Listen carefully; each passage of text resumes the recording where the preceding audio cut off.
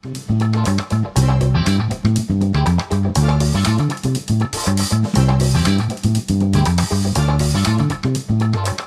à tous. Bon, des brefs de vestiaire pour marquer le coup parce que ça fait 1 an maintenant que la chaîne Salut les baigneurs existe. Plus de 2000 abonnés à la chaîne et on a passé récemment les 100 000 vues, toutes vidéos cumulées. Ça me fait très plaisir.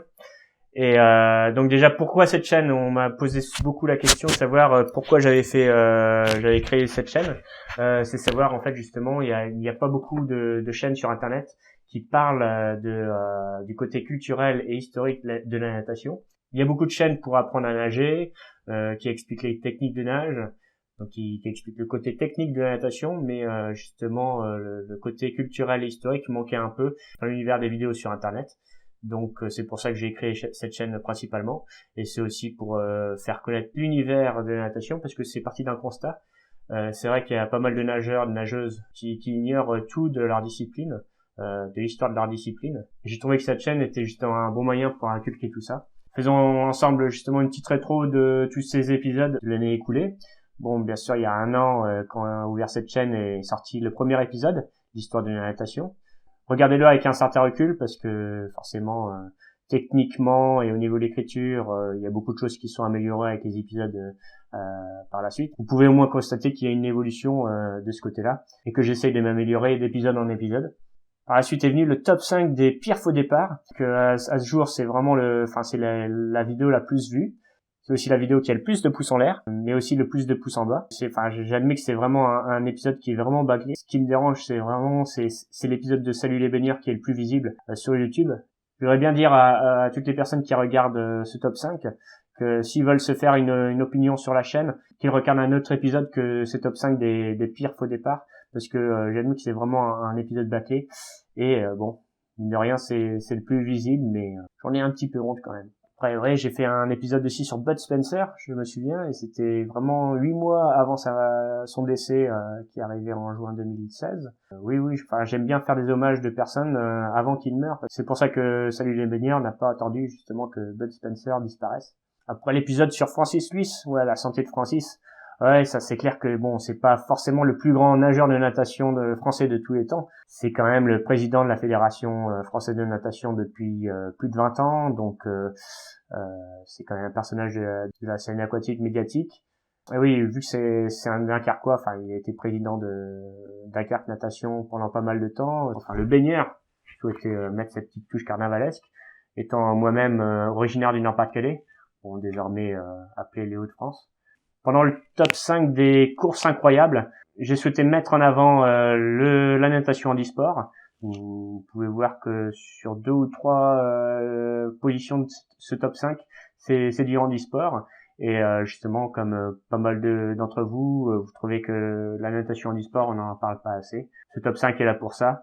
Et savoir qu'il y a aussi un épisode sur le handisport qui va arriver très prochainement. Ouais, l'épisode sur le film Welcome, ouais, c'est un film qui m'a beaucoup touché parce que ça lie la natation avec justement la condition des migrants qui souhaitent partir en Angleterre. Un sujet toujours brûlant d'actualité, même si ce film a près de 10 ans. L'épisode sur Eric Moussambani, ça c'est l'épisode qui a eu beaucoup de vues, notamment pendant les JO de Rio cet été. Beaucoup de personnes se sont précipitées pour savoir qui était Eric Moussambani. J'ai eu beaucoup de critiques en retour, disant que en fait j'avais fait un copier-coller de la page Wikipédia. Oui, c'est vrai, j'admets, j'ai beaucoup copié la page Wikipédia, mais c'est vrai que aussi j'avais aussi contribué pas mal par le passé à écrire sur cette page sur Eric Moussambani. C'est vrai que globalement sur les premiers épisodes, j'admets avoir fait beaucoup de copier-coller pour avoir écrit mes premiers épisodes. Donc j'ai négligé ce côté-là parce que j'avais beaucoup à apprendre et à faire, à me perfectionner sur le côté technique, montage et tournage.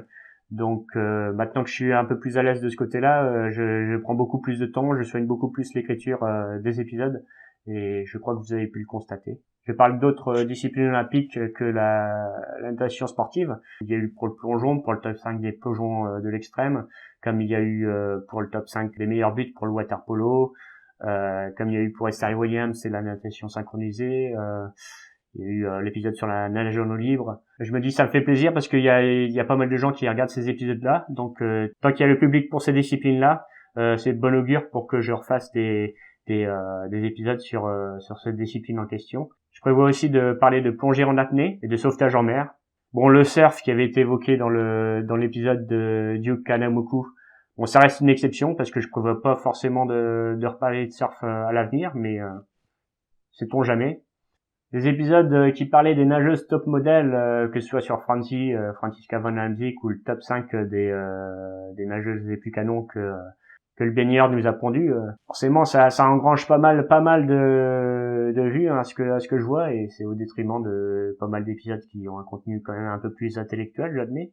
Je tenais à dire à ces dames, voire à ces hommes qui sont friands d'épisodes sur des nageurs canons, que vous serez bientôt servis. Donc, quand j'ai fait des débriefs de l'Euro 2016 à Londres et le débrief des JO de Rio, ça a été une grande surprise pour moi parce que c'est des vidéos, c'est des brefs de vestiaire qui ont engendré pas mal de vues.